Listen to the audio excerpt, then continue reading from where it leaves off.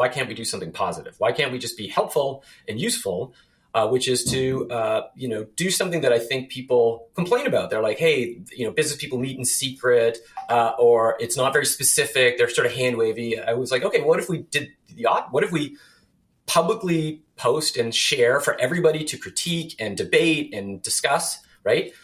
Here's this, and then make it specific and actionable and detailed. It's pretty much an open network. It's a new thing, is people are projecting their worst fears on it and making it a boogeyman. We've talked a bit about that. That's some of the media stuff. It's just not that.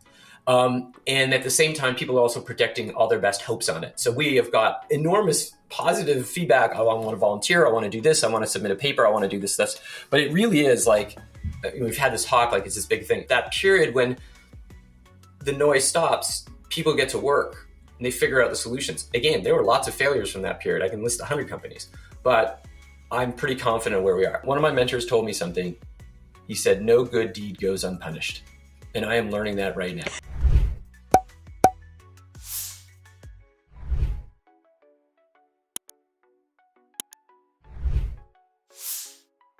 Welcome back to the tank, John. How you doing?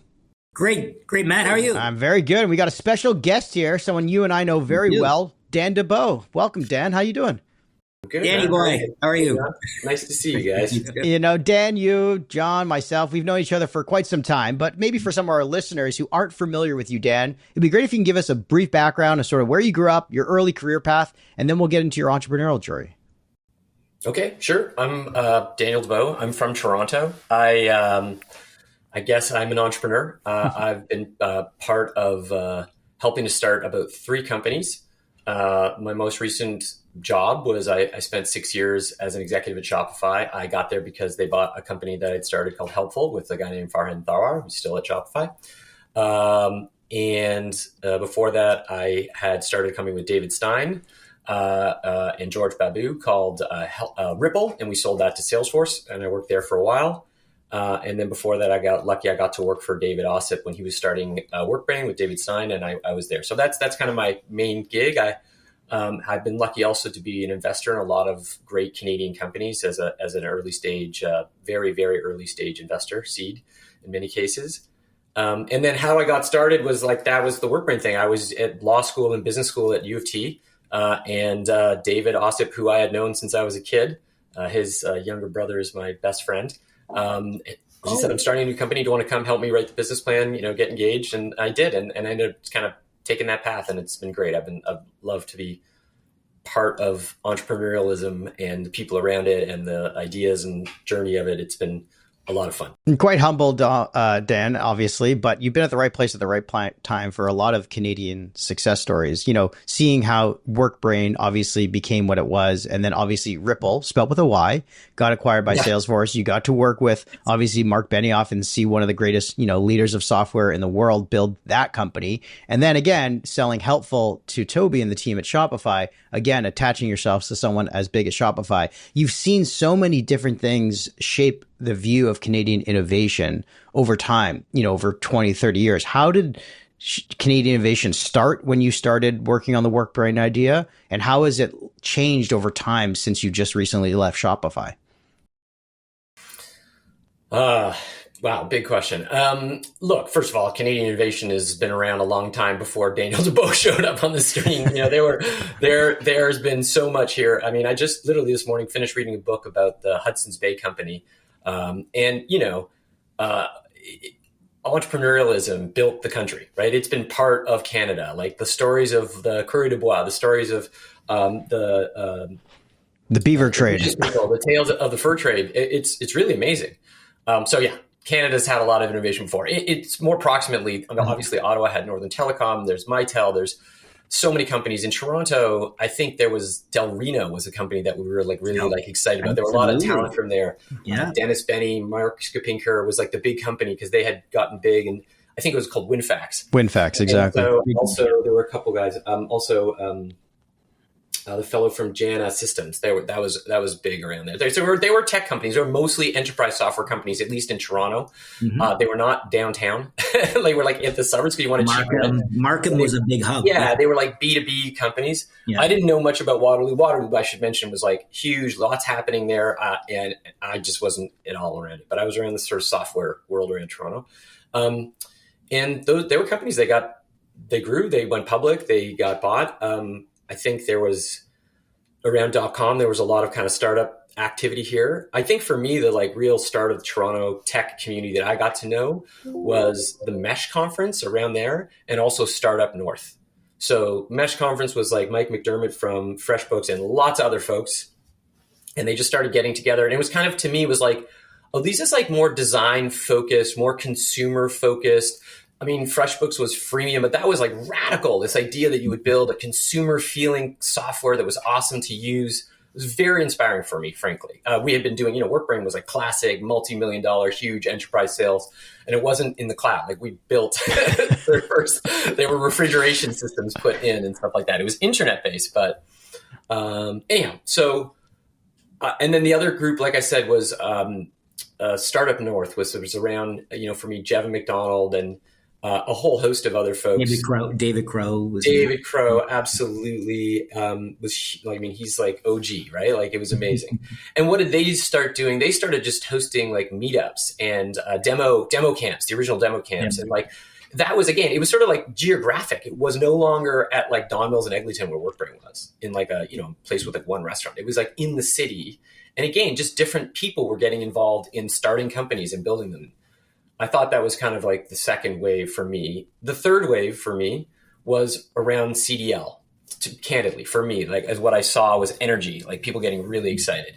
And it wasn't just CDL, right? There was U of T, there was the research institution, but it was really like, hey, we have startups that should be built because of all the great technology, hard science that's here. What can we do to get those companies going? And that was like a big, still, I think CDL continues to have lots of energy. I should say also Mars was sort of a different approach, but similar try and tack at that, and has a community around it as well. I'm less connected to it, but I've done stuff there. It's also great. So those are kind of in my head, like right. Enterprise software, then kind of Web 2.0, Mesh, all the consumer stuff, and then kind of the wave of hard tech.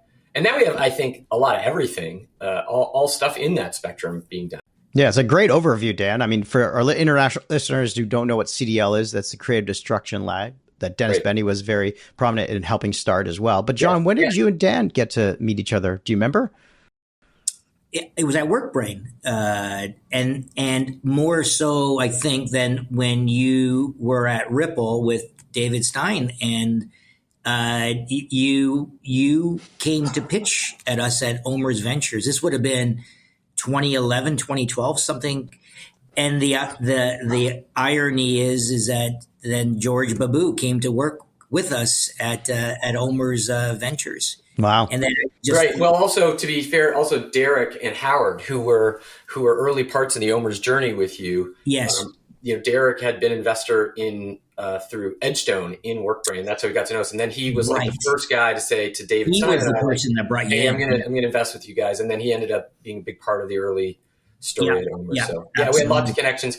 Also, I do remember we were at some charity event, and I took you aside and I was like, you should do something about like all the companies. Like no one represents the growth companies. And like there's this sort of all these people who are sort of showing up saying that they're entrepreneurs and saying that they represent the community. And I was like, what? Who are those folks? And, John is a doer. He went off and did it. It's pretty, him and Jim and Ben and have done such an amazing job with CCI. It's very impressive.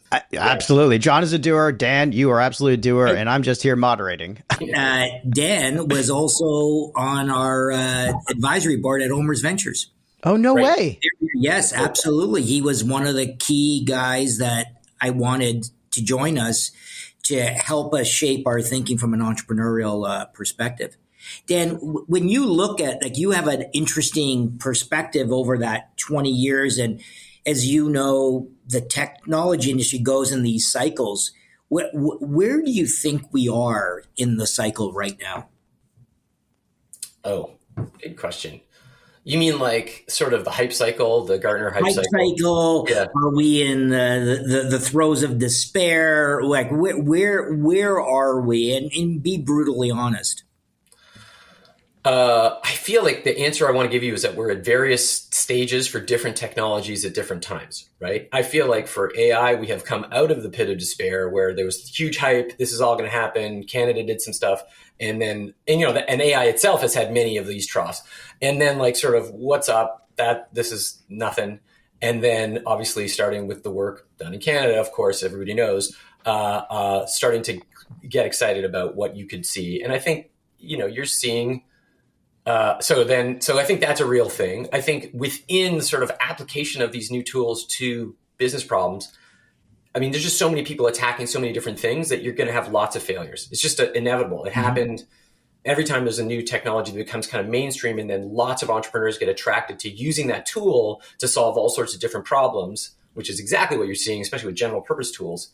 Lots of them fail. Like that's okay. Like the early stage technology community is littered with failure. It's part of the deal. So anyhow, back to the bigger question of hype cycles. So I think we're in a bunch of different ones for different technologies that are early. I think we're definitely in a trough for using crypto as a tool in different ways, but it'll come back for sure. For sure, people will figure out how to use the blockchain as a tool. They already are, and that I think that's important to recognize. Even though that period when you're in the trough, it's not like nothing's happening. Right. Is that people are doing things, but they're not getting the stories in the media or online. There's no one beacon like ChatGPT was of like, oh my God, whoa, that thing is holy. I can touch it and see it and experience it. So I think, technology innovation kind of flows in different ways. It doesn't mean things aren't happening. It's actually the hard work usually that's happening. That period I mentioned about the Mesh conference was after the .com. And what happened after the .com collapse is frankly, a lot of posers left, a lot of capital left. The tourists leave, yeah. But the real technologists stuck around. And that's the time when like Java became became popular, like Ruby on Rails, the what was the stack? Ajax stack, right? You could start doing interactivity in a web browser. And that means you could build apps. And that means, oh my God, we can now make the cloud. And then, sort of like it took some time. And there's that period when the noise stops, people get to work and they figure out the solutions. Again, there were lots of failures from that period. I can list 100 companies, but I'm pretty confident where we are. I mean, just to sort of step back a second, like I taught a class for like 8 years with Ben Allery at U of T Law School. And it was basically a class about how exponential technology was coming and the world was going to get super weird. And first of all, I believe like we were super right. It is weird. Like a lot of the weirdness that's happening, we could spend a whole podcast is like some major tectonic shifts in technology and capability about how we work. And the class was about like, how do we do public policy reaction to that? We talked about pandemics before COVID. We talked about AI, energy, all these things. But the big, for me, like meta lesson of that class is that like we are still at the beginning of an upward curve and explosion of use of technology in so many parts of our society as tools. And it will be, turbulent and weird, but in terms of like the cycle, it is an ultimately long upward hill of where technology will go. And I would include, by the way, in the bumps, like literally like, global war is a possibility in between those things. Like we shouldn't kid ourselves, but the long arc, I think is pretty impressive if we don't blow ourselves up in terms of what we're going to be capable of doing and the opportunity set. And frankly, I think that's why it sets us up for like why Canada should be so successful. Like the game is changing. If we play the game differently and adapt, we can do really, really well. Yeah.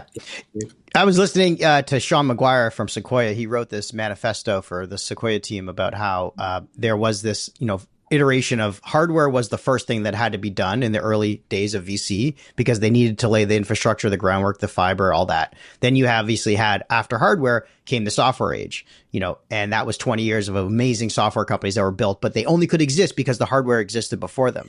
Now he's saying we're going back to the hardware days of building for the next iteration, obviously with AI and defense and things like that. And again, what Dan's saying, that progress continues to happen no matter when we're in a trough or when the tourists are all piling in. But either way, people are still going to be building, either after a dot-com crisis, after the global financial crisis, after Silicon Valley Bank goes under. People are building every single day, and the tourists will come and go, but the builders will always be here. Well, I think it's even deeper. I think part of the reason why the curve is arcing upwards is that the tools to allow people to build are being spread much more democratically across the planet, right? Like, I think this is the thing that's just hard for us to sort of grok, like how much power is in the hand of an average person to build things now. I think maybe your listeners probably know this because they're part of seeing what's happening with people starting to like vibe code, use AI to write code for them. They see what's happening with robotics, but most of the world still hasn't figured out like the cost and transaction cost of doing something, getting cheaper, making it easier, allows more people to try to express what I think is a pretty amazing human thing, which is to be entrepreneurial, right? To try and get stuff done as tools propagate. And so like, just to make it tangible, right? Like the path, even the time frame, the 30 years that I've been kicking around, 25 years, like the access to compute power. Like it was when we wrote the business plan for Workbrain, okay? Matt Chapman and I, who's an amazing investor today at TorQuest, but he was a friend of mine who David Ossip said, yeah, you can have him come help. And we worked and we like interviewed them. What are we going to write? We had to go to the computer lab at U of T, right? Like we didn't have laptops in the same way. We certainly didn't have mobile phones. We couldn't ask AI questions and like get it to write charts and do research for us on it. I mean, it took months. And I mean, that was like, we were state of the art. We knew how to use spreadsheets. I mean, I think frankly, half our value was we knew how to use PowerPoint. And Dan was like, why do I deal with that crap anymore? A funny story. Dan was the first one to have an email address from my brother's friends. I remember a U of T email address, I think, right, Dan? So because I grew up, I mentioned I knew David, I feel bad. I shouldn't talk just about it, but like I grew up in his house. He was into computers and it was this guy around and his father was an engineer. And so we used to like, they would be on like, BBSs and stuff like that. And so I kind of understood the idea of like connecting on a chat or something like that with someone. And so when I got to Western, there was an ad in the paper, the Gazette, that said like, hey, we're going to do this trial to give out an internet access to non-CS students. And so like I walked over and I'm like, yeah, hit me up. Crazy. Well, I want to talk, obviously we got John here, we've got you here, and there's this intersection happening now between policy and progress and building, especially in this country and around the world, especially. But for you, Dan, you've taken a big leap, obviously recently announcing you're leaving your role at Shopify to help launch this new initiative that I think our listeners are well aware of now. But for those international listeners who aren't aware of it, is called Build Canada. Build Canada is obviously something that is kind of mixing public policy with building products and how influence those two kind of shape each other.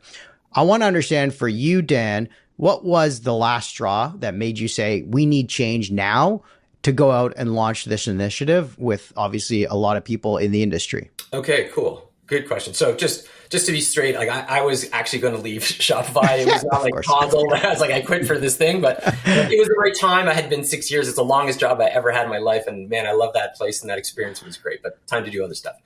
And in terms of like the last straw, the last straw is for me, or the catalyst for this. I don't want to frame it as like, oh my God, I'm so frustrated, I have to go do this thing. No, it was actually something, the opposite was positive. It was that I saw a lot of very bright, capable entrepreneurs who I knew who had been part of building big companies, hiring people, raising capital, doing innovative things. And in many different segments of the economy, in healthcare, in software, in construction, in other places, and said, hey, this isn't good enough. We can do better. We should do better. And what was happening though was people were kind of venting, and they were venting in person. I mean, honestly, I joke, like half the country has like a WhatsApp group with their buddies saying like, what the F, what's going on? And by the way, angry at different things or upset at different things. But for me, we talked about being a doer earlier on. I knew I had a bunch of time off. I was mostly playing guitar. I'm a musician as well. And like, I have a whole interest and passion in the music business. But I saw a lot of complaining and I was like, why can't we do something positive? Why can't we just be helpful and useful? Which is to, do something that I think people complain about. They're like, hey, business people meet in secret, or it's not very specific. They're sort of hand wavy. I was like, okay, what if we did what if we publicly post and share for everybody to critique and debate and discuss, right? Here's this, and then make it specific and actionable and detailed. Like, this is exactly what you could do around this area. And then we took, I think we've published this now, like this idea that they should be bold ideas to kind of push people to think about, we can do different things in Canada. They should be, I would say, trusting in Canadians, like trusting in Canadians, like giving them the trust to say they should be able to do this thing. They should be able to try things, default to yes a little bit more, that they should be subtractive if we could, like say, here's a way the government can stop doing this thing that's stopping you from trying to grow your business and hire people and build and sell products, which, by the way, drives the GDP. And so those were kind of, and growth, ultimately growth oriented. Like, what would be ideas that would help grow? I think our bar was like, what can grow 0.5% of the GDP? You know, someone told me a story who was involved in the project when we turned on the new pipeline out west, that Canada's GDP went up by like 0.25 or 0.5% that day. Yep. That day. This one project. Now, it wasn't all in one day. It took decades of building and tens of billions of dollars. But when you build something, you can drive GDP. That's not a crazy idea. So we were like, let's take ideas like that from people who've actually done this. Not saying they're the only people you should listen to. Actually, we're just going to be a voice out there, one of many. There are lots of voices. Put it out there. And then, so that was sort of the positive idea. And then the other part of it was, as you said, it's like a product. Like, the thing I realized in talking to policy people, in talking to politicians, was that they meet folks, mostly not like John Ruffolo. John is very specific and detailed. He comes with a briefing book. But most people are like, you should do this about X. And they're like, well, what? Or maybe they write like an op-ed, which is, 800 words. Or maybe they will tweet about something, which is not bad. All of those are important for engagement. But that's different from what a politician who gets into power is then like, okay, well, what are the 10 things we're going to do in the next 12 months? What are the really important needle movers for our economy, for our growth, for the energy of the country, so people can feel that building energy, that they should be positive and energetic? What can I do? And to do that, they need to enact policy. They need to have a specific and detailed plan that says, here's why you're going to do it. Here's what other places have done. Here's the idea in summary so you can understand it. Here's like sort of a guess about the impact it'll have. In some cases, even here's the law. Here's exactly how you'd have to change this thing. And so that was the impetus. And that's what we've done. And it's no accident that it was called Build Canada, because that's really the core, is we got to get building again.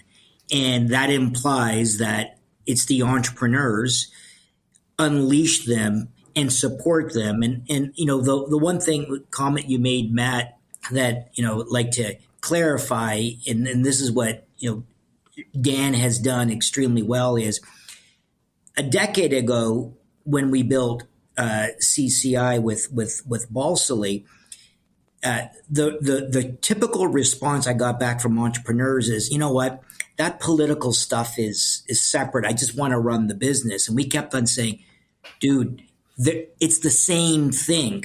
In a digital economy, in a post-World War II industrial economy, the idea of laissez-faire actually worked because it was physical supply chains. But in the world of digital supply chains, when it is governments who determine how much profit you make, because you are sharing economics based on legal constructs, it is incumbent. And so one of the great things with the project led by Dan and all of the entrepreneurs behind it is this realization that, first of all, more ideas out there pushes the Overton window that we need to do new things. But it's been extremely influential to get the conversations out. And they're not suggesting that they have all the smartest and best ideas, but for God's sakes, get the ideas out and let's debate. And that's the great thing that's been happening now. We're actually debating policy for the first time in an election, by the way, which is fascinating to watch. Right. And I want to be clear, though, because if you go to buildcanada.com, it's not just a bunch of tweets, right, of people just saying, here are 10 bullet points of things that I want to be discussed in public policy. These are actual memos that are very detailed, backed up with data points, ideas, processes that need to be changed, and things that need to be changed on the ways that are currently embedded in public policy that are typically not seen from the private sector in such a public way. So maybe for you, Dan, I'd love to understand, you talk about wanting to shift Canada's policy around the Overton window. What sort of narratives around innovation are you most hoping to challenge or expand with something like Build Canada? So yes, there are a couple other things I should say before we get to that, just about like how they're written, is that like we try to get people who kind of know what they talk about, right? Like they have some context in the area. It's not just, as you said, sort of random tweets that are out there. And then second thing I should say is like, it's definitely not me. Like I'm not even like the head. I am a volunteer among many. It is a group of volunteers, none of whom really are like sort of tech entrepreneurs who are actually doing the work here, who are building the website, writing the memos, doing the research. We've built like an LLM pipeline to help us do all this research, get it out really quickly. And I think you also point out, like, this is just one voice. Like there are public policy think tanks. There are all sorts of groups out there. And actually it's great. People should get engaged and look at them. I think, you said, John, we don't have all the answers. We don't. Like what's different about this in one way is that like, there is no Build Canada position on this thing. Yes, we put it on their website, so implicitly it is, but it's really, we're letting the entrepreneurs say, I have this idea. There's no like debate or vote of every single person. It's different from maybe what others have done, because I think you don't have all the answers. In fact, this week, we've been putting out housing papers. And before I get to that, let me say another thing. And it kind of hits your point about entrepreneurial and innovation. The biggest narrative about innovation that I think I would change, and maybe it's a difference between Build Canada and like CCI, which is like a very tech industry thing, is that I think innovation, well, it's not a difference. I think they agree completely, but it's in the mind of people's perception. This is the key point. In people's perception, there's a tech industry. Like you get this question from reporters, and then there's everybody else. Right. And that's right. Utterly insane, right? What there is every industry that is using tools, and we should be using the best and most up-to-date tools because it helps the competitiveness of Canadian businesses. It helps them sell more, better products to more people in Canada and abroad, which is what drives GDP per capita and for them. It drives prosperity. So I think the biggest narrative problem is the idea that technology is this group of people. Now, it is true there's a vanguard of people who are in tech industry, who are, I'm using the term, who are spending their days building these tools or really at the cutting edge of how they apply. But I think it's a mistake to think of it as this deeply separate thing. It's deeply in part of and sort of layered in with the rest of the economy, and should be more so. Like I think dramatically more so. And not just the tools being used, but the mindsets, the approaches to work, the ways that things get done. Listen, I'm the first to know that you can't run a big company the way a startup is run. Like that's insane. And part of the lesson of growing with Salesforce from 3,000 to 15,000 people into tens of billions, and similarly growing with Shopify from, I think there were 2,700 people when we joined and maybe 14,000 at peak or 10,000 when we left, and from under $1 billion to 10 billion. Like you can't do the same things that you did when you were that scale company, when you're a really, really big company. You can't run a country like a startup.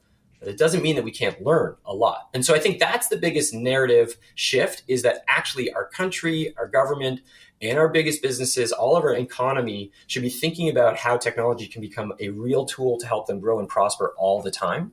Consume it, buy it, get used to adopting it. That's probably I started to get off my soapbox, but you asked the question. I think that's kind of the biggest misperception that I would have. And sorry, just to finish one thing, John, I know you want to jump in. To bring it back to Build Canada. Build Canada is not just tech people. The reason it was tech people was because in the very beginning, we are a group of people who move very quickly. It was like, here's this idea, let's go. All right, we can put together a volunteer team on Slack. They can stand up a website. Someone else will build this LLM pipeline. What are your ideas? Let's go. We got it out and people paying attention. It's great. What's happened is other entrepreneurs from other segments are coming. Today, we had 2 memos this week from Julie DiLorenzo, who is a great builder in the housing space. Yep. We put out 5 papers this week, we'll put one more out tomorrow, just about housing. It's not like here's the one answer for housing. It's like, hey, here's a bunch of entrepreneurs with different answers. If you want more rental housing, Maz was talking about that yesterday. The CEO of Mattamy Homes was talking about how do we get zoning fixed up. And so there's different answers from different people. We just are trying to help them put them into the format. We did a paper from the pipeline industry from Adam Waters, one of the great oil and gas entrepreneurs in our country, is like, here's what I think we should do. He then rallied and took some of those ideas and got all 14 of the biggest pipeline and oil manufacturers to put out their memo about how they should build Canada.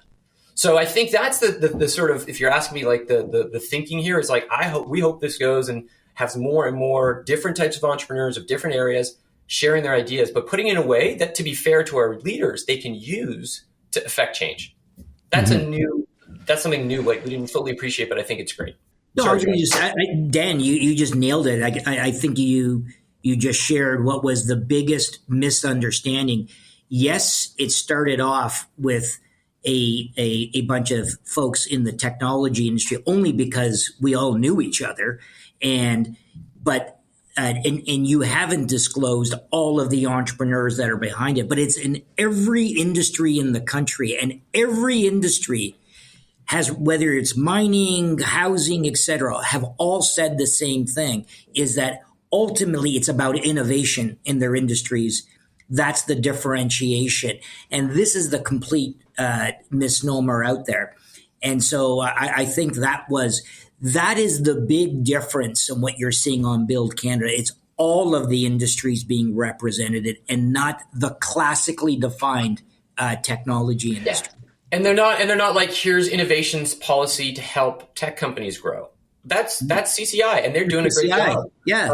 Maybe we spoke overlap that about again. it. Then there's lots of the members are in both, but it's like, these are about like, how do we grow the GDP of the country?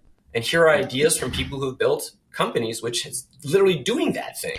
Dan, I would like to ask you, obviously, there's policies that are going to hopefully come from some of the stuff that's being written in these memos. But, people in mainstream media obviously say, there's got to be some incentive behind this. What's in it for these people? And I don't believe that whatsoever. But maybe if you could just answer for our listeners, one, what's the actual process to getting a memo out? Does anyone have to review it? Does it get sort of written by an expert and then it goes? And then two, answer the incentive part, which I don't think there are any, but just the reasons why, besides people, trying to pad their own books.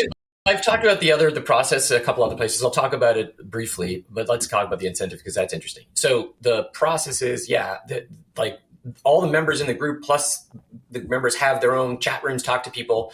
People say, here's this idea. We end up meeting them. The volunteer meets one of them. People apply. There's a website online. Sometimes people come in that way. And it's like, hey, here's this great idea. We do an intake with the entrepreneur. And right now, I will say, part of the thing that we've been trying to do is have these memos be sponsored by entrepreneurs who build pretty big companies, successful companies, because it's like, hey, that's the story of what we're going to do. I think over time we'll expand it, but let's be blunt, that's why people are paying attention. And I think that's for good reason. Like, they're experts. They're experts in building companies, and growing GDP is building companies. Fair enough, right? Like, let's talk to them about that thing. And then they also probably know something about healthcare or immigration or interprovincial trade because of something else about what they've done. But in any event, so the process is we do an intake.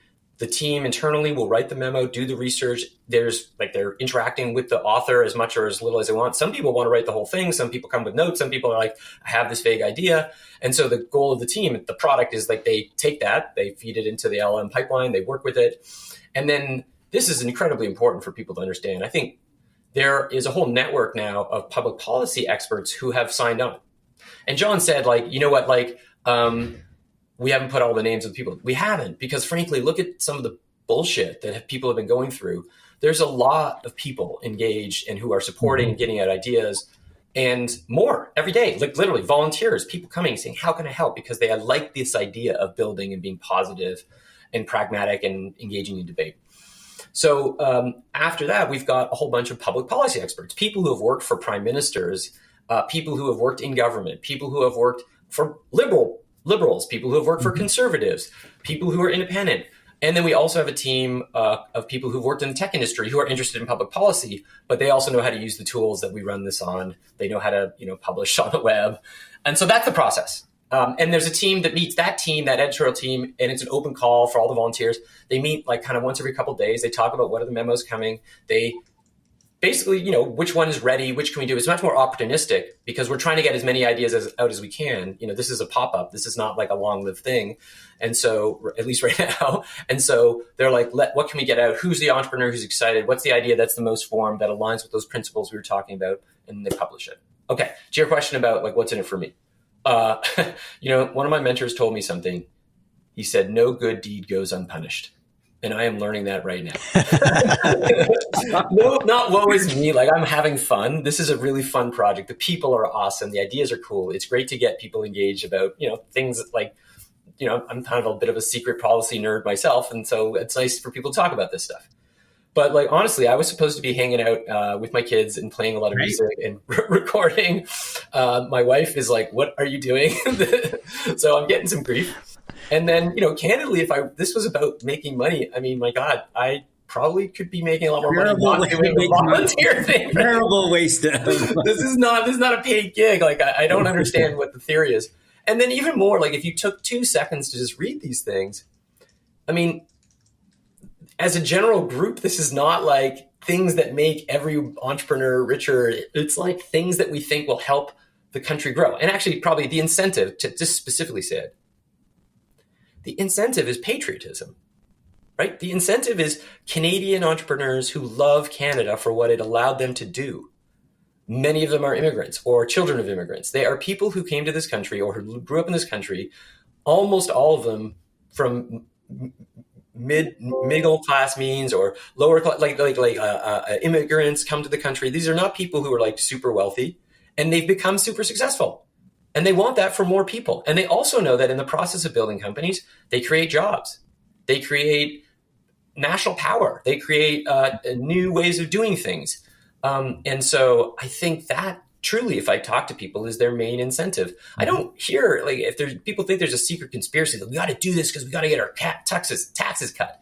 I'm like, well, that's not secret. And people are open about it. John is very vocal about the impact of taxation. It's not a crazy idea. But that's certainly not the main motivating factor for anybody. I think it is that if you care about the country, you look around and you say, we have been trying a set of policies, not evil, not bad people, just like, here's a set of ideas and priorities that we think will help Canada grow.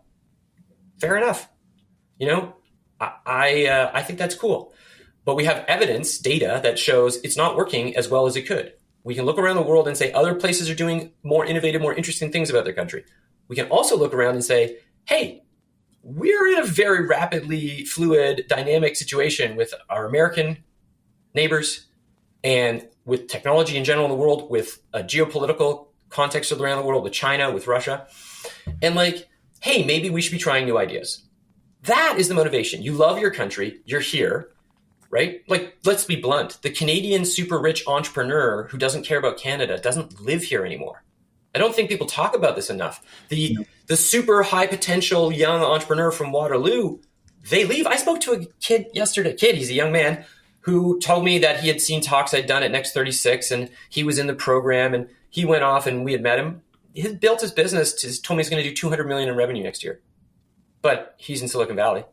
He's working with Sequoia about like what his next thing, we were chatting about it. He's not here. So the people who are like passionate about Canada and care about it are here and they're doing this thing because they're like, at least I'm speaking for myself because I'm like, I want it to be great here. I want the place to continue to be amazing. I earnestly believe that growth in the economy is the thing that pays for the social services and the justice and the equity that is available in a rich and prosperous country. And if you don't have that, we're not going to be the Canada that we want to be. So sorry for the long speech. No, that is how and what I feel about why people are doing this. Dan, you could be anywhere in the world right now. You are choosing to stay. You're choosing to fight for the country, and it will mean that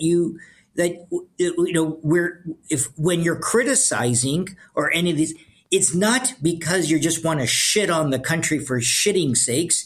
You're trying to help, and sometimes you really have to push the envelope and move the Overton window. And that's kind of one of the biggest misconceptions that people might have. Like, it's almost like it's shocking that somebody who's a successful business person, entrepreneur, is doing this for some reason that is a stealth reason other than loving their country. I mean, it's pretty obvious. You just look at like the Canada GDP per capita compared to the OECD average. It's not going very well. Now, that's because our population increased by 1.3 million. So the per capita is obviously going down, but the growth is not there. And we're ranking the worst out of all of them. The top line is really exactly. Exactly. It'd be fine if the top line was growing. Of course. It'd be fine. Also, Matt, I'd say that also would not be an issue First of all, that itself is a policy decision. It is a humanitarian policy decision. Humanitarian decisions are made for good reasons. Unfortunately, we live do you know what economics is? It's learning about decision making under conditions of scarcity. Like, we can't choose everything. We have to make choices, and we can't save everybody in the world. Unfortunately, it's very sad. It is. I'm not being glib. It's a shitty thing about the way the world works. But as Canadians, we have a set of choices and priorities and resources. The immigration spike was a set of choices, and in and of itself, by the way, not necessarily bad to continue to grow Canada with amazing people who have energy and enthusiasm and want to invest in the country, or are capable. They're at a place in their life where they can contribute. We used to have a much more a different system that was prioritizing economic impact in the country in a different way. I would argue we got the balance wrong. The pendulum swung. Maybe it has to swing back.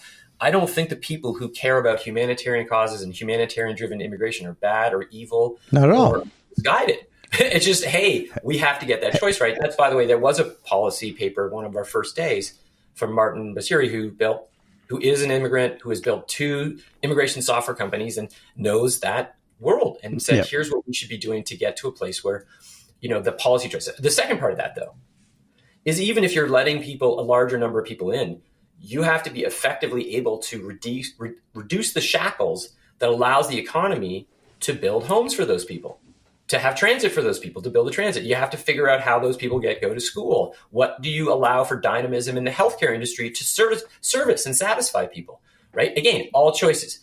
The choice of we will not change anything, but we will let in X more million people and in a different way, that probably hasn't worked out as well as it could. We could make better choices. And I think that's the way that we should be thinking about all these things that are happening, Matt. Like, if you care about the country, we have to have reasoned debate about policy. We can disagree. Also, I should just say, like, maybe I'm not, maybe I don't think I'm unique in thinking this, which is like, I'm not such a hardcore, everything is about growth and capitalism, that I don't understand that any conversation is a dialectic. You have to have labor involved. You have to have the environment involved. You have to have, indigenous communities involved. You have to also understand that the country that we love today wouldn't look anything like it does if it hadn't been for organized labor and unions doing things like, a 5-day work week and like bringing in like statutory holidays. These are balances that we have to get right as a Canadian society, not black and white situations. The more we take it down as Canadians and just try and do this conversation, maybe it sounds idealistic, I think the better off, the faster we're going to be able to adapt to this crazy world that's coming at us from the beginning of the conversation. That curve will not stop. It doesn't matter what Canadians want or do. AI is happening. China's happening. Trump is happening. What matters is how we react to that situation. Well, Dan, we're 30 days out from a federal election here. Obviously, we've got the Liberals trying to stay in power for however long they can. What are your thoughts here about how Build Canada can be more widespread, be more impactful? And how are you seeing sort of the responses from mainstream media, from the government itself, or from, the Conservative Party interacting with these concepts? And what else can people do to get involved to spread the word, I guess? The secret to a great startup success, as many of you may know who are listening, is focus. And so what's awesome about Build Canada, because it's pretty much an open network, it's a new thing, is people are projecting their worst fears on it and making it a boogeyman. We've talked a bit about that. That's some of the media stuff. It's just not that. And at the same time, people are also projecting all their best hopes on it. So we have got enormous positive feedback. Oh, I want to volunteer. I want to do this. I want to submit a paper. I want to do this. But it really is like, we've had this talk like it's this big thing. It's like a bunch of folks on the internet talking to each other in Slack. It's a small group of volunteers. And so in order to make it possible for us to continue to do what we're doing, we're just trying to get better over the next, 30 days at doing what we're doing. We've got more memos coming. We're continuing to drive conversation and dialogue. And we've got that happening. So that's number one. We're going to just keep doing what we're doing and do it well, I think, till the end. Two, we just yesterday have a sort of partner project that called Canada Spends, run by Lucy Hargraves, an amazing volunteer. And that project has been like highlighting how the country spends money. And then recently launched a website, and then they just relaunched it yesterday with sort of amazing visualization so that people can go in and understand, where does government make those choices? Like, the way the government makes choices about those priorities I talked about is where the money goes often. Yes, policies, but also where the money goes. And so this is a really important thing for people to try and understand and get a sense of it, because it is your money. It's everyone's money. We have a few other ideas that I'm not going to sort of spill here about things that we can do to help people understand and make good choices in the coming election. Because it is a startup and it's being done as soon as I get off this call. There's some stuff that we've got to get done. So we'll see some new tools, but mostly it's the same. And then I'd say the last part, how do people get involved now, and then what it becomes? So get involved now. I mean, the easiest and best way is talk about this stuff.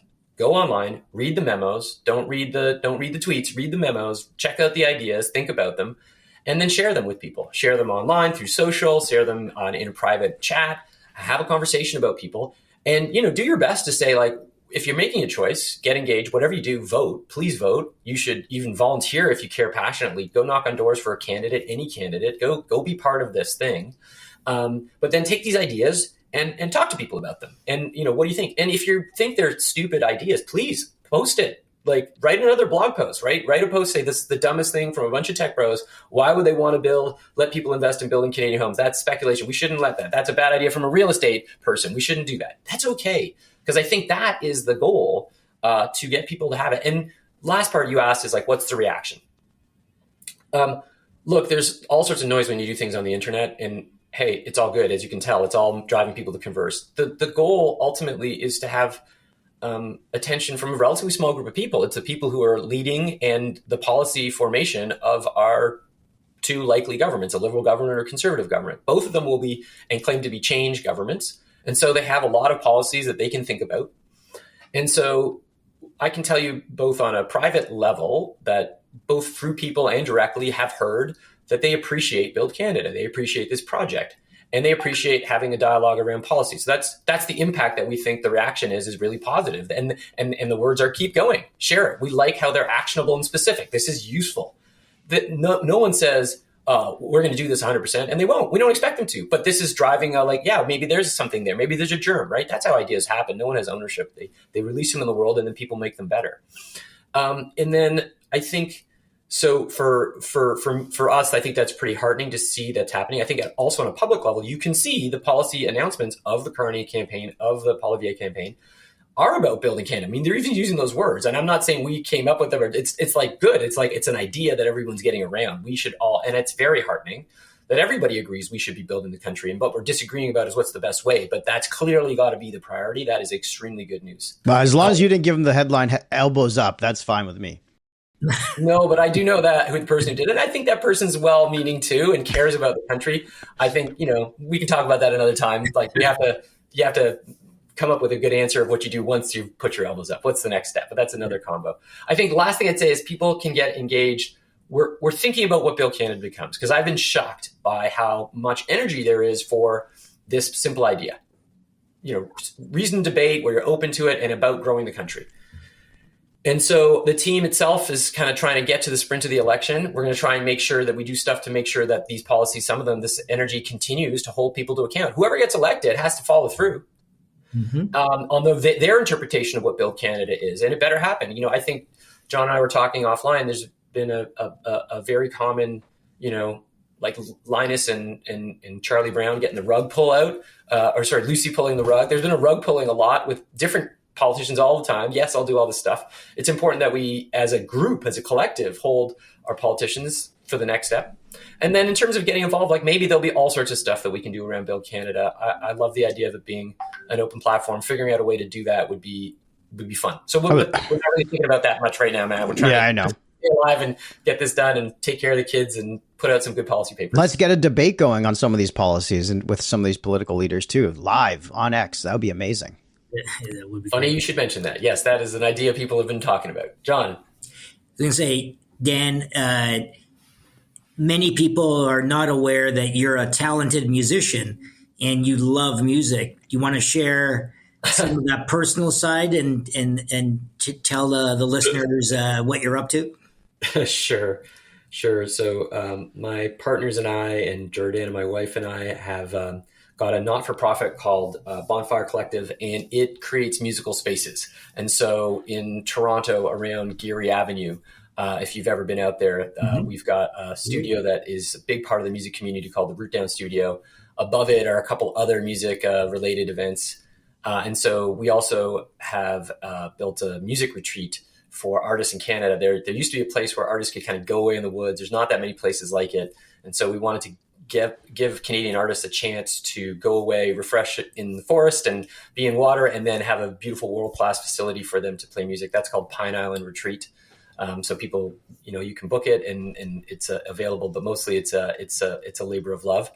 And then through that business as well, myself and other partners have like a for-profit real estate business called 42 Communities, which is a real estate company like any other. It has a fund, it's got investors, but the main focus is to build in spaces that attract creative people and to actively look for creative talent as the tenant. So videographers, designers, artists, musicians. And I think the passion that the team feels about that is because we love Toronto. We love the city. We love the arts. And if you want to live in a great, amazing city, you can't just complain. You have to do stuff. And so that's what this music stuff is about. I mean, I love it. It's fun. I laugh. Most of my best friends are not tech people. They're like musicians who I hang out with and talk about other normal things in life. And I love it, but it's also a great way for us to engage in the city and help build our country. It is a build project in the same way. So thanks, John. Thanks for my and you still you perform from time to time. I see. Actually, you know what? Let's plug something. Okay. April, I think it's April 10th. I hope we can edit it, maybe get it right. There's going to be something the tech community in Toronto has been doing for years, is a benefit for sick kids, and actually it's a benefit in honor of Derek Smith, who we talked about earlier, who was so influential in the tech community. Worked with John, worked with me, invested in. It's in his memory, but a ton of great tech people come out every year. Matt Golden from Golden Ventures. And I was at the rehearsal last night. I saw Mike Serbinis is getting ready for a big part. I think Jim Orlando will come. Yeah. Chris Hadfield will be there. I will be playing a couple songs. So it's fun. People should get their tickets. I think we can get them online. Maybe we'll put the link. Yeah, we'll put the link in the show notes, Dan. This has been fantastic. Thank you so much for joining us in the tank today. Keep building, Dan. Appreciate everything you do for the ecosystem. Rock on. Take care. Great to see you, Dan. Thank you. Thanks, guys.